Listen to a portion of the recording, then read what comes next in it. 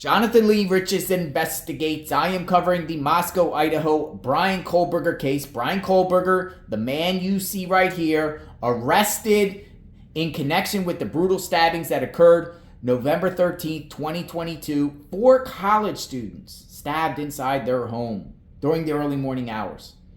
Took authorities up to December 30th to arrest this guy right here. He is currently going through the legal process. Let's talk about the victims in the case, the 4 victims. In particular, we're going to talk about Kaylee Goncalves, one of the victims, right? And there has been 3 other victims in this case, Xana, Ethan, and Maddie. But Kaylee, a lot of people are wondering, was Kaylee the target of Bryan Kohberger? Was this a targeted attack? Because there's a lot of information out there in reference to reports by news media outlets saying, Kaylee could have been the target, or at least this was a targeted attack. But I want to first share some information from Kaylee's father, because he gave an interview on the 1-year anniversary, and he shared something not necessarily previously shared, right? And I want to share this clip with you right here, and then we will discuss. Check it out.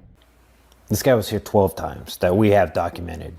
I'm taking you for your word for what you've said. If he's there 12 times, where was he parking? And what could he see from those locations? Was he looking through windows and seeing these people? And those are all parts that would explain motivation. Was he there stalking? Was he obsessed with these individuals? So you can't tell me with the house being gone that you can give somebody the view of somebody parking right there, which is, 200 feet away. You want to look in that window and say, oh, I can totally see somebody walking through there right now. Mm-hmm. I can see it's a red shirt that they got on. Mm-hmm. They got a bandana on. Those little details of where, oh, that's why he sat there for half an hour and then drove off, So those were the things that I wasn't sure they had been captured. So now that they are, it'll be less and less. So in that clip, he's saying Bryan Kohberger was there at that home 12 times prior. Now, there's reports out there. There has been reports out there that Bryan, according to the affidavit of probable cause, which I read, he was near the home, 1122 King Road, 12 times before the murders. There is no evidence in the affidavit that Kohberger's phone had been in contact with any of the victims or people associated with them. But his phone had pinged cell phone towers in the area of King Road House at least 12 times before the homicides, investigators found. Near the home, around the home, but Steve Goncalves said he was there. So Steve, who I, respect, family grieving, has inside connections, knows a lot about this case more than us as the victims' families who do get info, though the family has said, the Goncalves family said they're not getting a lot of info.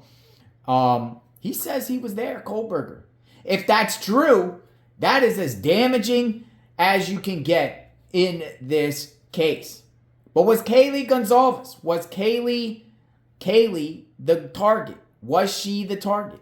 Now, I want to show you all these reports that were swirling around at the time about Kaylee, whether she was a target, she was not, and whatnot. I'm going to share this with you right here.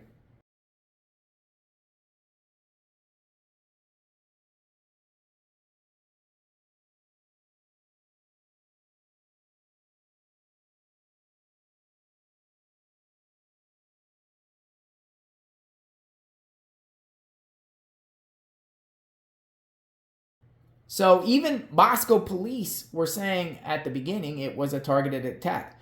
So much that the Idaho State Police spokesman, Mr. Snell, spoke about the targeted aspect of this case. It didn't appear that there was any forced entry into the residence. There were survivors of this.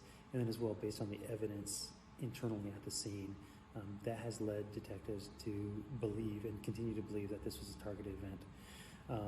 I think the second part of that question is that, it was also stated that there's no threat to the community. And so I can address that as well, I believe. When that statement was made, the chief was at the scene, and I think the intent of that at that time was to let the community know that it wasn't believed that there was an active, person running around campus, running around the community, attacking people and killing people with a knife. So I think that that was the intent then. The message probably wasn't clearly altered and changed to let the community, have an update of what was really going on. And so I think that that caused some confusion and some fear, and rightly so. When people don't have that information, then they kind of fill in the blanks. So the chief, and this is a 30 person department, so essentially 30 people were working that crime scene, including the chief and all of command staff. And so when that happens, the media and the public communication side of it, slips a little bit by the wayside. And so recognizing that there were, things that needed to be addressed, additional investigators, additional testing that would be needed for the scene, and as well public communication, they asked for resources. And so now we have a public information team. We're working to make sure that the information that we put out is accurate, it's thorough, and then as well as vetted. And so the information we put out, we want it to be correct for the community so they have an understanding of what's going on. The family members, what they say is that's up to them. The information that we try to release is to the best of our ability vetted and accurate and correct, and as well to protect the integrity of the investigation. So, that's totally understandable that he would want to make comments, and that's up to him. That's fine. So what do you think? Do you think it was a target? Do you think Kaylee was the target? Do you think Madison was the target? Xana? We've been discussing on this channel, JLR Investigates, who the possible target was. Was it the intended target one of the roommates? Dylan Mortensen or Bethany Funk? Or someone else? Another wild card we don't know about. I kind of lean towards Xana as being the target, in my opinion. Just based on some of the things I've seen. Kohberger going in on the second floor. Kohberger could have very well went in. And some people think it's not Kohberger. I'm saying as if it is. Kohberger could have went in on the third floor or the first floor. But it seems like he went in first on the second floor. Did he have an intended target? Also, you remember, there's a lot of people there, including Ethan, who doesn't live there, but his vehicle was out front of the house. Lots of vehicles in front of the house. Why did Kohberger think he could go in and do this and get away with it? It's very shocking to the core. But the target, we'll talk more when more information comes out. I will share with all of you. Subscribe to my channel, hit the notification button. This is Moscow, Idaho, Bryan Kohberger Central on this channel. JLR Investigates, and check out my playlist, Justice for the Victims. We will talk soon. Stay tuned.